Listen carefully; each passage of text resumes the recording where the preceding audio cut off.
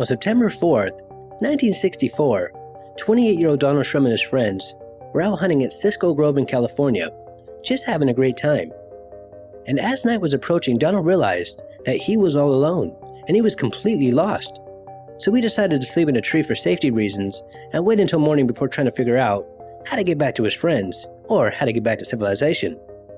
And while he was trying to get some sleep, he noticed a very bright light sagging in and out through the trees, and he thought that it might be a helicopter. So he climbed down from the tree and started to light flares, hoping that his friends had already formed a search party and that they were looking for him. Then this white light started to head towards Donald's direction, and he felt very relieved as he thought that he had been saved. But then he realized that this was not a helicopter. This was something else. And this strange object scared him. He had never seen anything like it before, so he climbed right back up the tree. Then he saw three beings approach him. Now, two of these beings seemed to be some sort of humanoids, and the other one was more like a robot.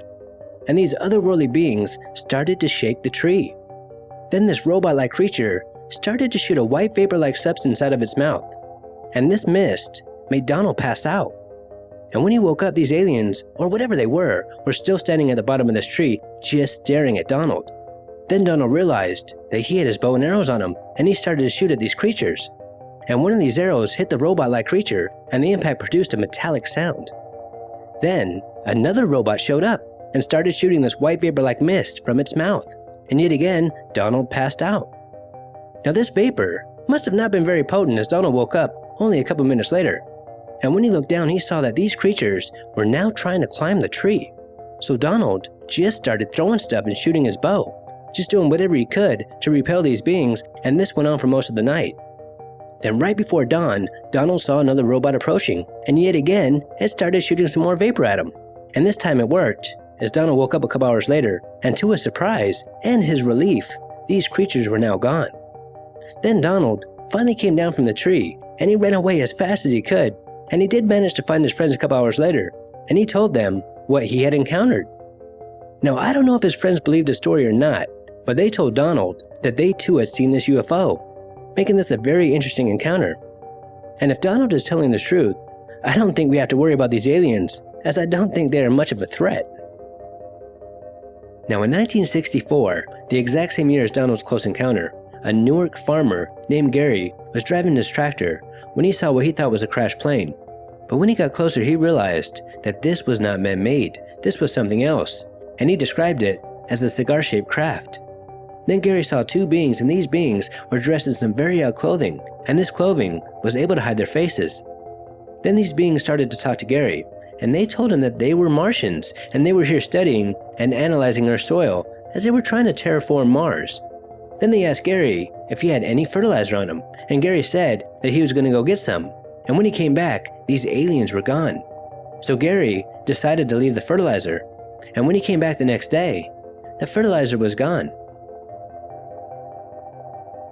On January 27, 1977, a man named Lee Parrish was driving home when he claimed that his car got lifted up by a beam of light, and Lee couldn't remember anything after that.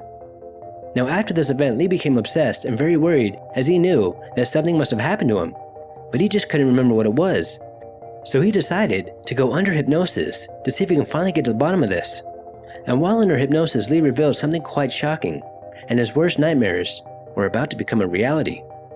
Lee said that after his car was lifted up by a beam of light, he was approached by three very strange objects, and these objects were unlike any form of life as we know it. One of these objects was about 20 feet tall, it was black in color, and shaped like a rectangle with a robotic arm attached to it. Then there was a red one, and this one was pretty much the exact same as the black one. And the third one was white, but this one was only about 6 feet tall, and for some reason Lee felt that this one was the leader. Now Lee just stood there frozen in fear, and the red one approached him and extended its arm out to Lee. And Lee got the impression that this object was scared of him. And when it touched Lee, Lee felt a sense of cold and pain, and after this huge red rectangular object touched him, the three objects merged together as one. Then Lee got transported back to his car. Now there are a lot of very well-known cases throughout the world where people very clearly remember being abducted by something, but they can't remember anything after that. And only through hypnosis were they finally able to reveal what really happened to them. And most of the times their stories are terrifying. On November 14, 1974, there were numerous sightings of a fiery object falling from the sky, and this object was believed to crash on or near Bald Mountain. Then 3 days later, on November 17th, a grocer by the name of Ernest Smith was deer hunting near Bald Mountain when he came face to face with a very strange and rather big unknown animal. And Mr. Smith said that this thing must have come from outer space. He said that this creature was about the same size as a horse, and it stood on 4 rubbery legs with sucker-like tentacles, and its head was shaped like a football, and it had an antenna coming out of it. And Mr. Smith also stated that it gave off a greenish-like glow. Now, of course, Mr. Smith was scared out of his mind, and he didn't even think about shooting it. He just ran away as fast as he could. Now, he didn't care what people thought about him, as he told everybody what he saw. And of course, they all thought that he was completely nuts. But thankfully for Mr. Smith, he wasn't the only one that saw this creature. Now, only a couple of hours later after his sighting, a couple were driving through the Bald Mountain region, not too far away where Mr. Smith saw this creature, and the couple noticed a very strange and very eerie greenish-like glow in the distance. They said that it looked kind of like a neon light.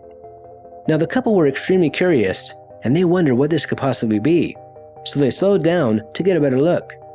Then they too came face to face with this non-earthly-like being, and their description of this monster was the exact same as Mr. Smith, right down to the very last detail. Now, since there were 2 confirmed sightings of this creature, the press wrote an article about it, and they called this article, "The Crazy Critter of Bald Mountain." Now, Mr. Smith was the first one to believe that this creature must have come from that fiery object that fell from the sky just 3 days before. And after this article was published, the people within this region started to see military personnel in the woods, and it looked like they were investigating something, making many believe that they were looking for this creature, and some say that they actually found it. In July 1968 in West Virginia, a man named Frederick was hunting in the woods when all of a sudden he started to hear a very odd high-pitched sound. It's as if something was talking to itself extremely fast. And as the sound was getting closer, Frederick was somehow able to understand this otherworldly language. Then Frederick came face to face with an extraordinary creature that kind of looked like a vegetable. Now, as this creature was getting closer, this creature told Frederick that it meant him no harm and that it came in peace. And it also told him that it was wounded. Now, this creature had somewhat of a human-looking face, long ears, yellow slanted eyes, and 2 stick-like arms. And as Frederick was staring at this creature in total disbelief, he suddenly felt a sharp pain on his hand. And when he looked down, he saw that this being was drawing blood from him by way of its thorny-like fingers. Then this creature's eyes suddenly changed color, becoming bright red. And this bright red color within its eyes was very slowly rotating, giving off a hypnotic type of effect, making Frederick stay in a calm, painless trance-like state. And when the transfusion was done, this creature fled at an amazing speed back into the forest. It was able to jump up a very steep hill like nothing. Now, Frederick was in total shock, and while he was slowly walking home, trying to make sense of what just happened to him, he started to hear a very strange humming noise, and he believed that this sound was coming from some sort of craft. Now, Frederick didn't tell anybody about this encounter for several months, but he couldn't stop thinking about it, and he wanted some answers, so he told the world his story. And many are convinced that this young man is telling the truth. Until next time, this is Paranormal Junkie. Make sure to hit that subscribe button and stay tuned.